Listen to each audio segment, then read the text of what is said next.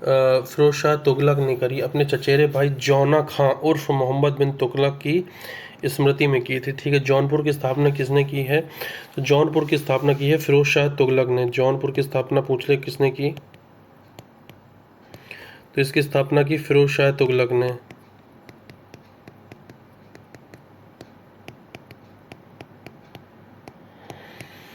जौनपुर की स्थापना किसने की? फिरोज शाह तुगलक। फिरोज शाह तुगलक, फिरोज शाह तुगलक। जौनपुर की स्थापना किसने की? फिरोज शाह तुगलक, फिरोज शाह तुगलक, फिरोज शाह तुगलक, फिरोज शाह तुगलक, फिरोज शाह तुगलक, फिरोज शाह तुगलक, फिरोज शाह तुगलक। जौनपुर की स्थापना कौन किया? फिरोज शाह तुगलक। जौनपुर की स्थापना कौन किया? फिरोज शाह तुगलक। किसकी स्मृति में की है? मोहम्मद बिन तुगलक।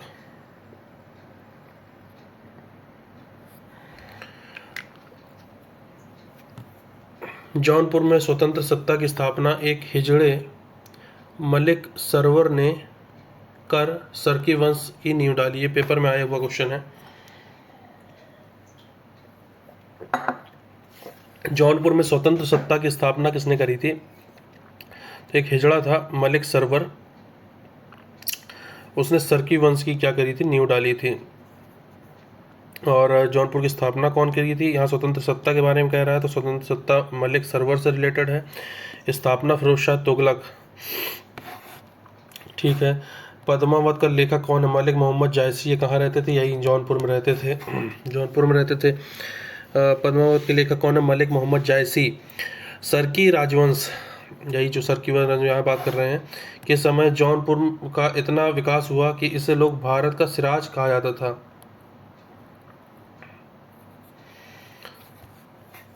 अब खुम्सकर के बारे में देखते हैं।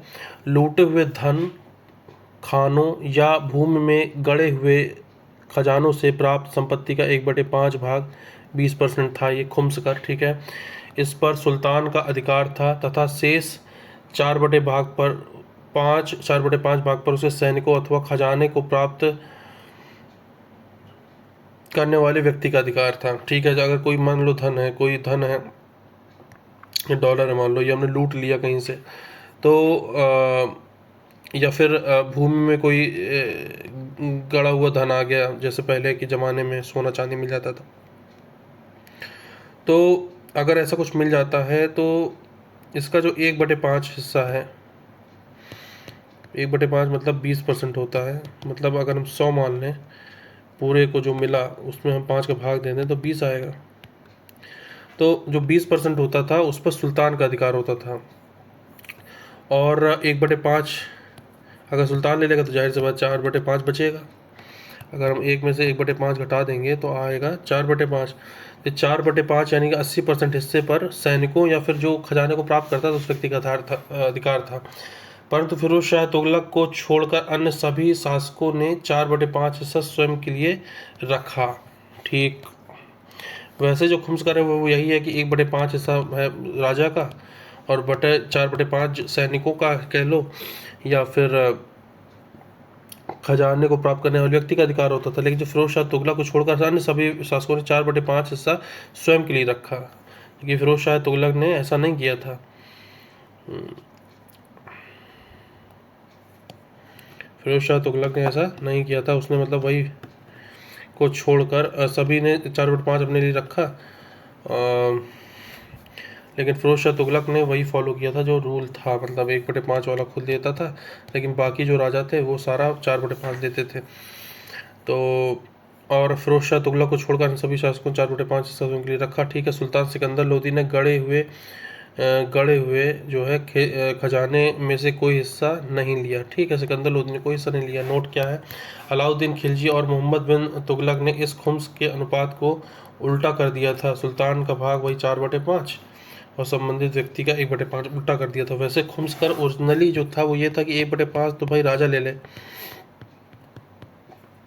सुल्तान यानी सुल्तान ले ले, और 4/5 सैनिक ले, या जो ला रहा है जो इस तरह का धन, लूटा हुआ धन या कुछ, वो ला रहा है। लेकिन यहाँ अलाउद्दीन खिलजी एक ये और मोहम्मद बिन तुगलक ने उल्टा कर दिया था कि 4/5 तो भाई हम लेंगे और 1/5 संबंधित व्यक्ति लेगा। जजिया कर क्या है? धार्मिक कर है। पहली बात तो जजिया कर कैसा कर है? धार्मिक कर है और गैर मुसलमान जनता से इसको लिया जाता था। सर्वप्रथम मोहम्मद बिन कासिम ने ही भारत में सिंध प्रांत के देवल में जजिया कर लगाया। सिंध प्रांत के देवल में जो है, सिंध प्रांत के देवल में जजिया कर लगाया। सर्वप्रथम मोहम्मद बिन कासिम ने भारत के सिंध प्रांत में जो है के देवल में जो है इसको जो है जजिया कर को क्या किया? लगाया। ठीक है, बीच बीच में इसको लगा दिया जाता था, अन्य राजाओं को मतलब सुल्तानों की तरफ हटा दिया जाता था और ये चलता रहा है जजिया कर इस तरह से। तो सर्वप्रथम मोहम्मद बिन कासिम ने लगाया, भारत में सिंध प्रांत के देवल में लगाया। ठीक है, जजिया कर गैर मुसलमान जनता से लिया जाता था, धार्मिक कर था। और 1720 में मोहम्मद शाह रंगीला ने जय सिंह के अनुरोध पर जजिया कर को हमेशा के लिए क्या कर दिया? फिनिश कर दिया 1720 में। ये डेट याद रखना है। उस्र क्या है? मुसलमानों पर लगने वाला भूमि कर है। उस्र क्या है? मुसलमानों पर लगने वाला भूमि कर। याद कर लो, उस्र क्या है? मुसलमानों पर लगने वाला भूमि कर। मुसलमानों पर लगने वाला भूमि कर। उस्र क्या है? मुसलमानों पर लगने वाला भूमि कर। ज़कात क्या है? ज़कात है जो है इस्लाम आधारित संपत्ति कर, जिसका उपयोग दान इत्यादि में किया जाता है। ज़कात क्या है? इस्लाम आधारित संपत्ति कर है। इस्लाम आधारित संपत्ति कर है। उस्र क्या है? मुसलमानों पर लगने वाला। उस्र कहाँ? मुसलमानों पर लगने वाला भूमि कर। भूमि कर, भूमि कर, मुसलमानों पर लगने वाला मुसलमानों। ठीक है, और ज़कात क्या है? इस्लाम आधारित संपत्ति कर। ये संपत्ति कर है, ज़कात संपत्ति कर है, दान इत्यादि में जिसका उपयोग किया जाता था। अब जो है कुछ युद्ध है, इनको देखते हैं। वेदरा का युद्ध अंग्रेज और डच के बीच में लड़ा गया। 1759 में वेदरा का युद्ध लड़ा गया। पेपर में आए हैं सारे क्वेश्चन। वेदरा का युद्ध जो है अंग्रेज ने और डच के बीच में लड़ा गया। कर्नल फोर्ड अंग्रेजों की तरफ से लड़ रहे थे। अंग्रेज जीते हैं 1759 में। तो पहली चीज़ तो ये 1759 में जो है लड़ा गया। कौन सा युद्ध लड़ा गया? वेदरा का। ये पूछ लेता है, सेट करने को आते हैं कभी कभी, कौन सा युद्ध कब लड़ा गया? तो 1759 याद रखना है तारीख। अंग्रेज वर्सेस डच लड़ा। जीत कौन रहा? अंग्रेज। कर्नल फोर्ड इनकी तरफ से लड़े होंगे या जो भी है के टाइम पे होगा, जो भी है। अब अगला है एक्स ला शापेल संधि 1748 के तहत प्रथम कर्नाटक युद्ध की समाप्ति हुई। एक्स ला शापेल, इसको याद रखो, एक्स ला शापेल।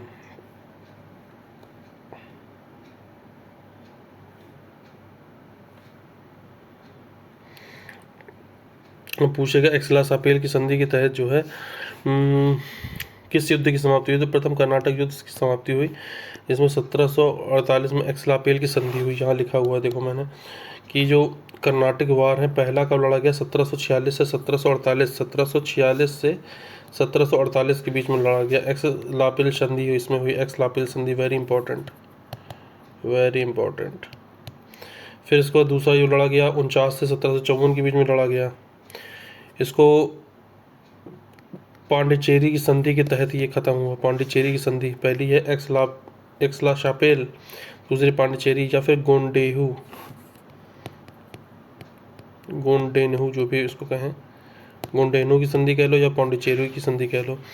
जो कर्नाटक वार तीसरा लड़ा गया 1756 से 63 के बीच में। तो पहला है जो है कब से कब तक है?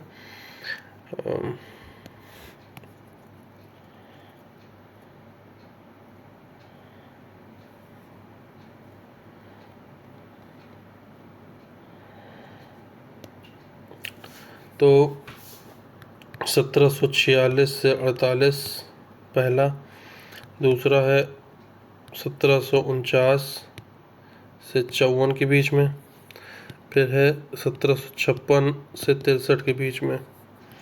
यह एक्स लापेल संधि, गोंडेहू या पांडिचेरी की संधि, ये पेरिस की संधि। वांडीवास का युद्ध यहीं पे 1760 में, देखो वांडीवास का युद्ध। वांडीवास के युद्ध में अंग्रेजों ने फ्रांसीसियों को निर्णायक रूप से क्या कर दिया था? पराजित कर दिया था। ठीक है, पेरिस की संधि यहाँ हुई है, वहाँ पे चल रही थी। एक्चुअल में अंग्रेज और फ्रेंच, ब्रिटिश और फ्रेंच लड़ रहे थे। सप्तवर्षीय युद्ध यहाँ पे समाप्त हो जाता है।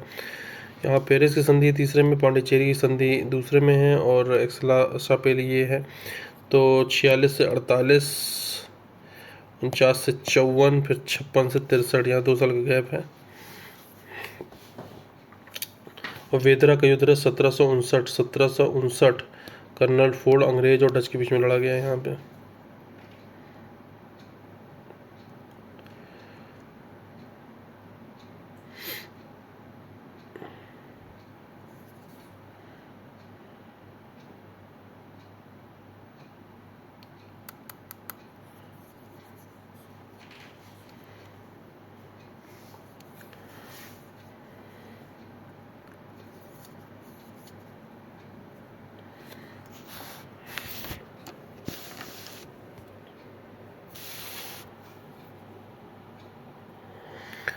अब यहाँ पे कुछ युद्ध दिए गए हैं, ये मतलब सेट करने को आ सकता है। सेंट थोम का युद्ध, अम्बूर का युद्ध, अकात का युद्ध, वांडीवास अभी पीछे देखा था 1760 में, जो फाइनल था कि भाई अब फाइनल मैच अंग्रेज और फ्रांसीसियों के बीच में हो चुका था, अंग्रेज इसमें जीत गए। पहला सेंट थॉम का युद्ध 1748 कर्नाटक के नवाब और फ्रांसीसियों के मध्य होता है। कर्नाटक के नवाब और फ्रांसीसियों के मध्य होता है, फ्रांसीसी जीतते हैं। फिर अम्बूर का युद्ध, सेंट थॉम के बाद अम्बूर का युद्ध 1749 में। डुप्ले, मुजफ्फर जंग एवं चंदा साहब के त्रिगुट, कौन कौन सा? डुप्ले, मुजफ्फर जंग और चंदा साहब का त्रिगुट वर्सेस कर्नाटक के नवाब अनवरुद्दीन के मध्य होता है। ये ध्यान रखना, 3 लोग यहाँ पे जुड़े हैं, डुप्ले, मुजफ्फर जंग और चंदा साहब। डुप्ले, इसको कैसे बनाऊँ मैं, मतलब डुप्ले, मुजफ्फर जंग, ये चंदा साहब मान लो, ये 3 लोग जो है का त्रिगुट था, ठीक है। और उसका विरुद्ध जो कर्नाटक अनवरुद्दीन, इन तीनों से क्या कर रहा था, लड़ा। डुप्ले, मुजफ्फर जंग और चंदा साहब वर्सेस कर्नाटक का नवाब।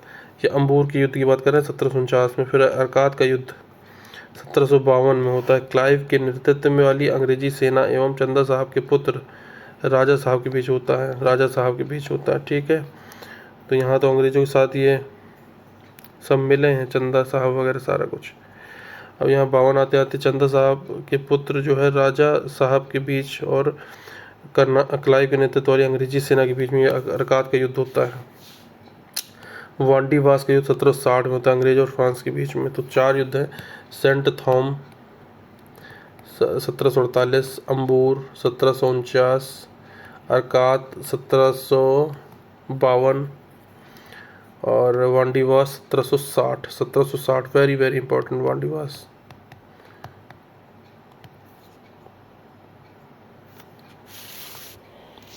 अब जो कुछ बंगाल के नवाब हैं, कुछ उनका सही क्रम देख लेते हैं। मुर्शीद कुली खां 1717 से 1727 के बीच में। शुजाउद्दौला 1727 से 39। बंगाल के नवाब कौन कौन कब रहे हैं? अलीवर्दी खां 1740 से 1756। सिराजुद्दौला 1756 से 1757।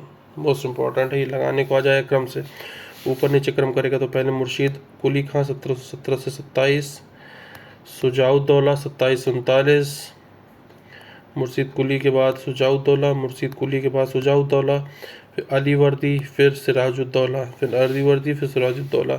सबसे पहले मुर्शिद मेरा वो गाना था ना, तो मुर्शिद सबसे पहले आएगा, फिर शुजाउद्दौला, फिर अली, फिर सिरा, अली नंबर 3 पे आएगा। तो मुर्शिद शुजाउद्दौला, अली वर्दी खां, सिराजुद्दौला, ऐसे याद रखना पड़ेगा। 1221 ईस्वी में चंगेज खां के नेतृत्व में मंगोल सेना ख्वारिज्म के राजकुमार जलालुद्दीन मंगबरनी का पीछा करते हुए भारत आई। 1221 की बात हो रही, लेकिन इल्तुतमिश ने मंगबरनी को भारत में शरण नहीं दी और इस तरह से बिना युद्ध किए मंगोल सेना लौट गई। इल्तुतमिश के टाइम की बात है ये। दीवान खैरात क्या था?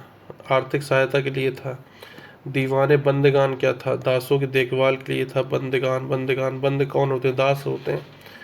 दारुल सफ़ा, सफ़ा निःशुल्क चिकित्सा। सफ़ा वो आता नहीं प्रचार, सफ़ा हर रोग दफ़ा, पेट सफ़ा हर रोग दफ़ा। राजू श्रीवास्तव उसका करता था। तो एक तरह चिकित्सा ही हो रही है, तो सफ़ा, दारुल सफ़ा चिकित्सा। और बंदगान, बंद कौन हो गए? दास। तो दीवाने बंदगान हो गए दासों की देखभाल के लिए।